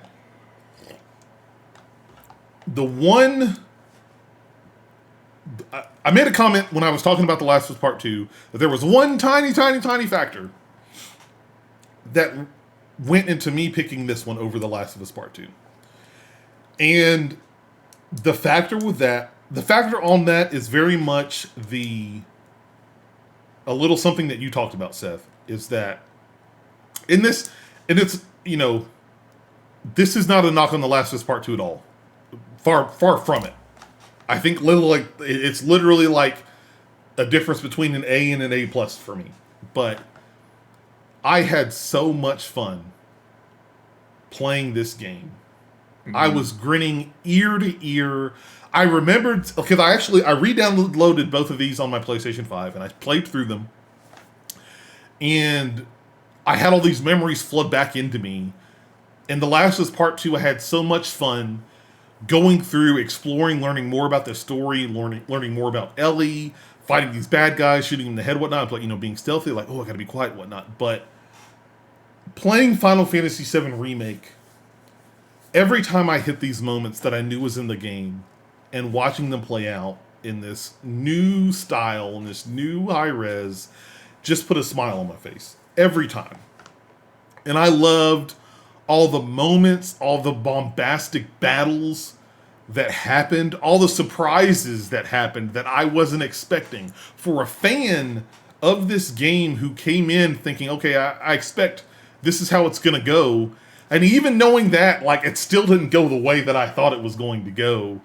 And I again want to continue to say the fact that happened, and it was still awesome. It was still at that high level that I expected, but then it went above my expectations on, was just really something that needed to be recognized and applauded. Like, again, like I said at the start, it's not an understatement saying that there were a lot of people, just like a lot of people said you shouldn't make a sequel to The Last of Us. A lot of people were out there saying, dude, you better not fuck up Final Fantasy VII Remake. Like, it's like when people make, the expectations that people want to see a Half-Life 3. And they're like unrealistic expectations. Maybe not that high, but they're somewhat close to that. And like remaking Final Fantasy VII. And they nailed it. They did everything they needed to and more in making all the fights and the memorable battles and the storyline and the way it fleshed out and the extra added bits of story and the extra added bits of dialogue and, playing and understanding more meanings about like why characters were saying what they were saying in the original. It was just, that is the edge, that small edge of just like the fun that I had with Final Fantasy VII is what really put this one over the edge for me. And that is why Final Fantasy VII Remake is my game of the year for 2020. Nice. So, congratulations to all the nominees and winners. Yes, for this category. Let's give the recap for all the people at home that want the TLDR. For Seth, his winner, game of the year, is Hades. Number 2 is Ori and Will of the Wisps. And number 3 is Genshin Impact. For Cameron, myself, my game of the year is Final Fantasy VII Remake. As the winner, Last of Us Part 2, narrowly getting in there, number 2 with the silver medal. And then Assassin's Creed Valhalla with the number 3 medal. Congratulations all around, all those guys, all the developers, the programmers, everybody who worked on those games from top to bottom. Big round of applause for you guys and the hard work you've done on that. But we're not done yet. We've got some time. We're not going to elaborate on them as much as we have these, the ones we've done, but we're going to give a little bit of time to shout out. We each have 2 honorable mentions that we're going to talk about. Seth, I'm going to start with you. Yes. So honorable mentions. I had a criteria for games that belonged in honorable mention that I believed these games would have been in the top 3 if there was not something that held them back. These are games that have baggage, and that baggage prevented it from being in the top 3. So my first follow-up, you having fun over there, Cameron? I'm Cloud. I'm having a great time. I'm game of the year 2020 Dragon Punch. I'm kidding. All right. All right. First up, one of my absolute favorite experiences playing video games this year. The game, like I have said before, came in riding Shadowfax in his glorious white robes and saved us from quarantine. I am speaking of Animal Crossing New Horizon. And this is a game that Cameron, it is the most perfect honorable mention I can't even think of. It is such a fun and enjoyable experience. When this game came out, it was like a cultural milestone that everyone, gathered around. There were memes. The turnip market was ripe. There was so much just fun and excitement around the game. And where this game really started to get bogged down was with it's not the game's fault. It's really Nintendo's baggage, right? It was the way you played this game with friends, this airport mechanic, this 17 lines of dialogue just to visit a friend's island. If that friend's menu is open, cancel, start over, try again. It really was just, from a multiplayer technical perspective, really rough. The content of the game was solid. However, there were a lot of quality of life improvements that needed to be made that never got made. Crafting one item at a time, just general jank and the way the game works. So it is such a fun and enjoyable game, and so much of its love floats above the problems. However, the problems can't be ignored. And so when I was thinking about honorable mentions, I was like, man, this is the game that probably would have won Game of the Year for me if it were not for just how miserable the game experience was. No, Sting, we're not talking about that one. I was AFK, but sounds like we're talking about Cyberpunk. We're talking about Animal Crossing New Horizon.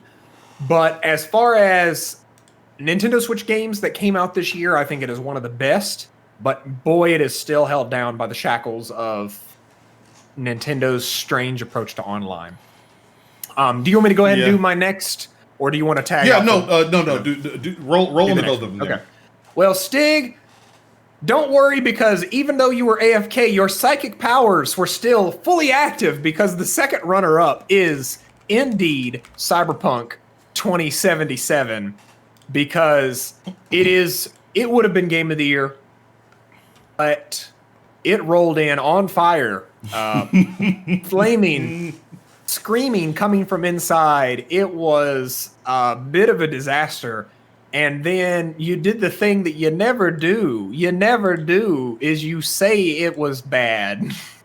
It's okay if it's bad. If you don't admit it's bad, people get over it. But then CD Projekt Red was like, oh, it's bad. You can get your refunds from the pre-established refund systems. Spoiler alert. There were no pre-established refund systems. Those were rickety bridges that customer service used to deflect angry people. They're not mainstream refund systems. Anyways, I'm not going to retread over this. Go listen to Biggest Fail. We dig into all the shenanigans. Spoiler, it's in Biggest Fail. Go listen to It's in Biggest Fail. Cyberpunk 2077 is the epitome of honorable mention. It should have won Game of the Year. It is a great game. It is, yes, Nick Uncut. It's still on fire. I think 1.1 finally came out, but it's still not addressing all the bugs. Well, apparently there's a potentially game-breaking bug in the patch. So, and they're doing their best to put the fires out, but what should have been a Rockstar tier game release and post-launch experience has become what I say is like a Fallout 4 level, where it was like it came out, lots of hype, and then immediately was deflated, and its legacy is going to be that. And it really sucks, and they might be able to pull a No Man's Sky, but I say this time and time again, No Man's Sky is not what it would have been if it had shipped correctly, right? It will always fall short of what it could have been because you botched the launch, right? Yeah. There's no way to recover from that. There is never a way to recover from that. And so I think Cyberpunk has done a great job. I played it on PC. I had a pretty good experience with it. Not a lot of crazy bugs, nothing game breaking, but it would be foolish of me to award this game anything higher than honorable mention when even the company that makes it, we live in a world where the companies that make things will give you garbage and tell you it's great.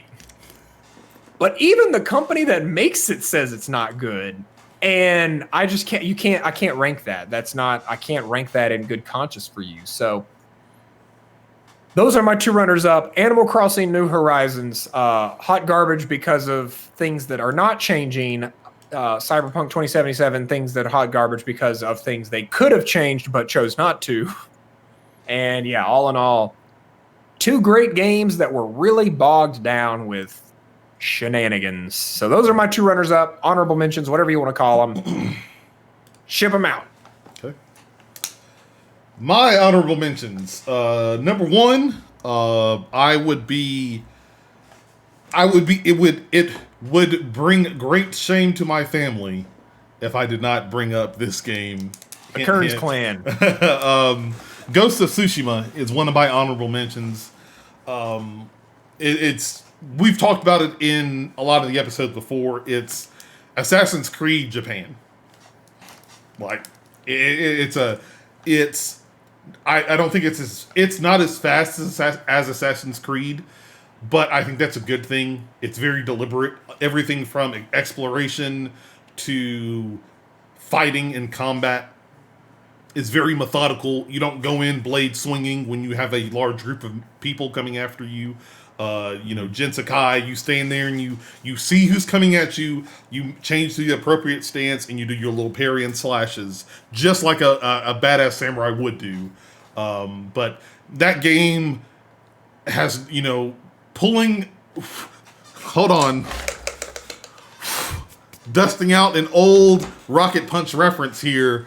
That game has no business looking that damn good. Yeah, especially on a PlayStation 4. I would really love to see like a PS5 patch for that game. If are they doing it? I don't know. Should they do it? I don't know. The game looks great. Exploration and the exploring the island of Tsushima is really great. I feel like unlike Assassin's Creed and a lot of Ubisoft games, a lot of the kind of side quests and extra goodies that you go to explore and get the checkboxes to get the platinum, I feel are a lot more meaningful in Ghost of Tsushima than they are in Ubisoft games. I love the side quests, like going through and following these different tales of these different people and helping them out with their stuff has just been really great to experience.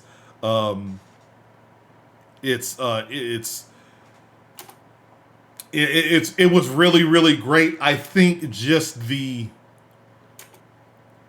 thing that didn't really get it over that hump into my top three for me was number one. I haven't played a lot of it, or I've played a lot of it, but I played Assassin's Creed Valhalla a little bit more. And number two, I think there was just a little bit more to do in Valhalla for me right now than from Ghost of Tsushima. But I at least knew this was going to be it was going to be on my list somewhere, whether it was in the top three or an honorable mention. So I'm very happy to report that it is an honorable mention for me. Next honorable mention I have is a surprise. Because you will not expect this, Seth. Many people may not expect this, and I might actually have one person, if they're still in chat, that will jump up and down for it. Other honorable mention I wanted to bring up is Resident Evil 3. That game was so awesome. I never played Resident Evil 3 back in when it came out on the original PlayStation. So this was my first time playing this game, and for especially loving Resident Evil 2, Resident Evil 3 was just awesome. I really had so much fun playing that game. I went through got it auto mod there, getting all crazy on us. Going through playing that story with Jill Valentine and the Nemesis, chasing you and chasing you throughout that entire game was just nerve wracking. I think at some points even more nerve wracking than Mr. X.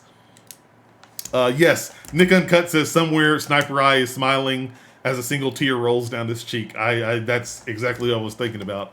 But Resident Evil 3, again, just another great job by these studios doing remakes. Resident Evil 2 remake was phenomenal.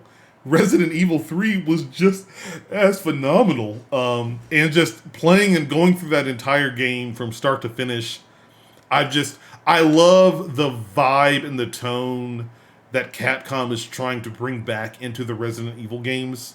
Especially it kicked off with 7. We're going to get 8 soon. In 2021, we'll get it this year. So I'm sure it'll be, if everything goes well, we might be talking about it in Game of the Year 2021.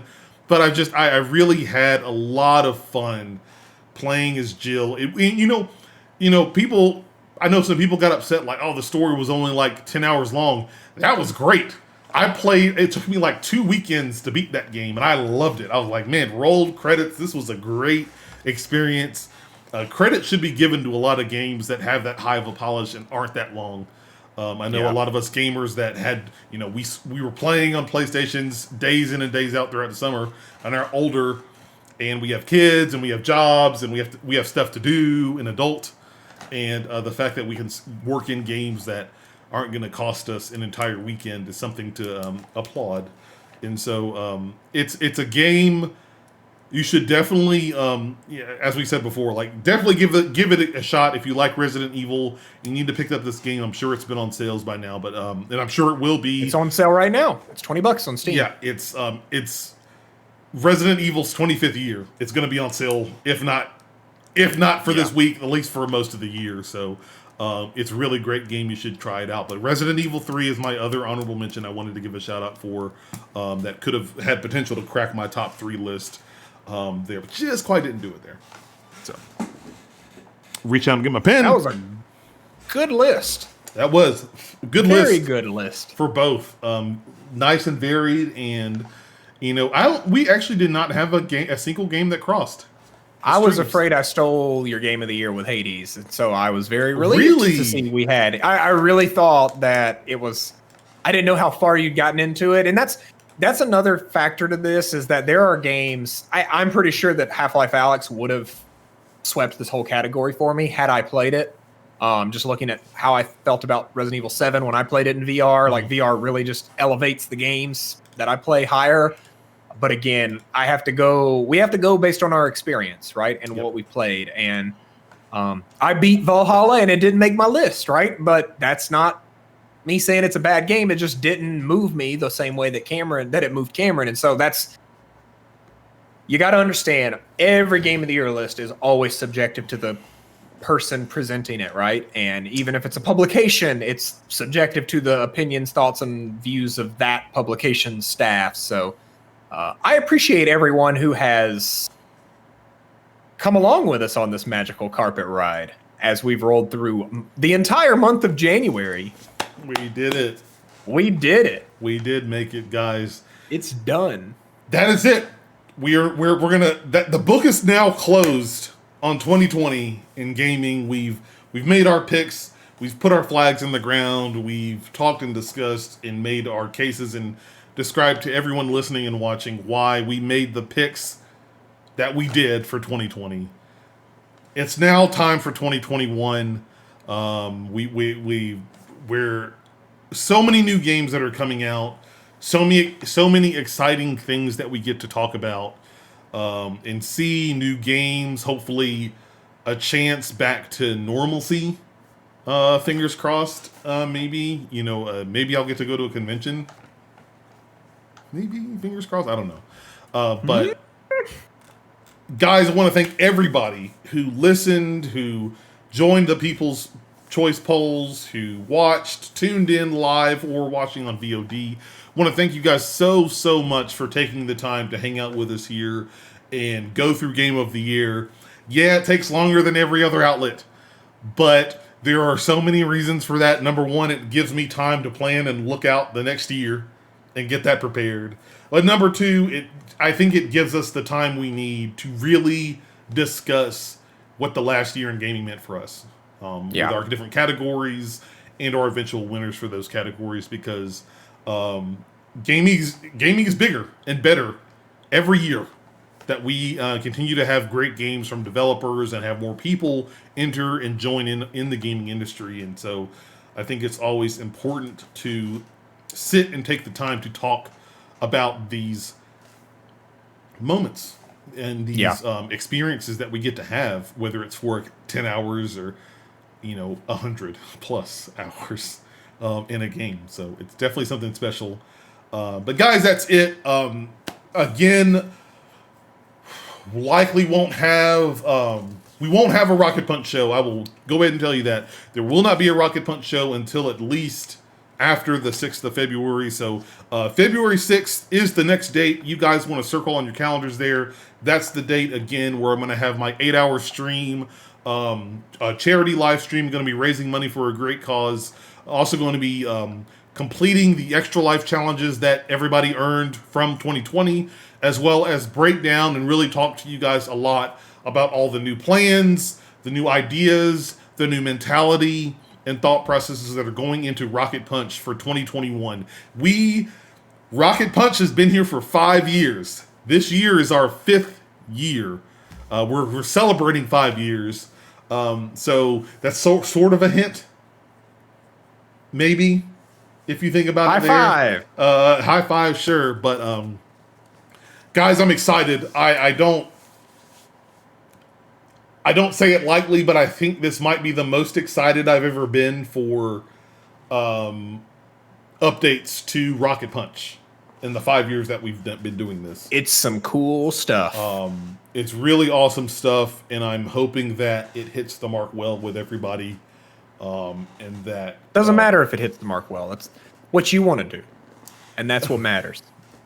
That's right. Nick Uncut says you've been around longer than 2077 actually started development. We have. That's no line there. But guys, that's it. Please go enjoy the evening, have fun, check out all these other awesome streamers and some of our friends here at Rocket Punch, like Nick Uncut and Sniper Eye and a lot of other streamers and people. Check everything out. Come back here. Follow us over at Rocket Punch Go on Twitter and at Darth Turner on Twitter as well. Follow us here on Twitch. Come back here February 6th. We'll raise some money for an awesome cause, and we'll let you guys know what 2021 looks like for Rocket Punch. So we're really excited to reveal it for you, so stay tuned for that. Seth, any last words you got for us? That's it, man. That's 2020. We're done. Wrapped it up, sealed. Get it out of here. Burn it. Send it to the trash compactor. We're done. Sarlacc pit. Jump down and you're done. Get it out of here. I don't want to hear it anymore. Cursed numbers. And Stig in chat says, thanks for the stream, guys. I just want to say thank you guys. It's been 5 years. There have been ups and downs. There have been lefts and rights and all sorts of stuff ever since we started this. But the one thing that has stayed constant is the awesomeness of the people that tune in the community here at Rocket Punch. So don't thank us. Thank you guys thank yourselves. Give yourself a pat on the back, because you guys are really what motivates myself and Rocket Punch to continue to do what's going on here at Rocket Punch. So we really, really thank you for what you guys are doing to help us become better at what we're doing. And you said, just to clarify, we're not back with another show next Sunday. No. You'll be back on the 6th with the celebration stream. Will there be a show that next Sunday, or is the 6th taking that Sunday? The 6th? Okay, so we will find out and see. Because unfortunately, because the Tampa Bay Buccaneers are going to the Super Bowl, that puts a slight wrinkle into when the next Rocket Punch show is going to be, because the Super Bowl is on the 7th, which is a Sunday. Oof. So that means you'll have us coming back on Valentine's Day? We'll see. Everybody calm down. Man. We'll find out. Okay, we'll find out. We'll find out. You got to keep it locked over to Rocket Punch Go at Rocket Punch Go on Twitter to see when that is going to happen. Also, at Darth Turner. That is my Twitter handle. That is also my Twitch streaming ID. I would really appreciate it if you head over there, give me a drop a follow, turn on notifications. If you got the Prime sub, that would be awesome as well. Been doing some more streaming. Actually been getting my plans together for what my next stream is going to be. So look for that very soon. But other than that, I don't have any major plugs right now. However, I am working on a fun little design project with a friend or two over at Geek Out Huntsville. So if you follow Geek Out Huntsville, keep it locked to their social over the next couple of weeks. You're going to be seeing some cool stuff I've been working on coming to life through them. So for those that don't know, by daylight, I am a designer, product designer, UX designer. So I do a lot of designy things. And we'll just say that I might be doing something for them. So all the teases. But stay guys, tuned. Stay tuned, guys. Don't miss out. Again, one more time before I hit the done button. February 6th, celebration stream, 5 years of Rocket Punch. We're going to talk about what 2021 holds for Rocket Punch while we're raising some money for a great cause. So don't miss out right here, Twitch, February 6th. Until then, guys, have a wonderful start to 2021. We'll see you in a little while.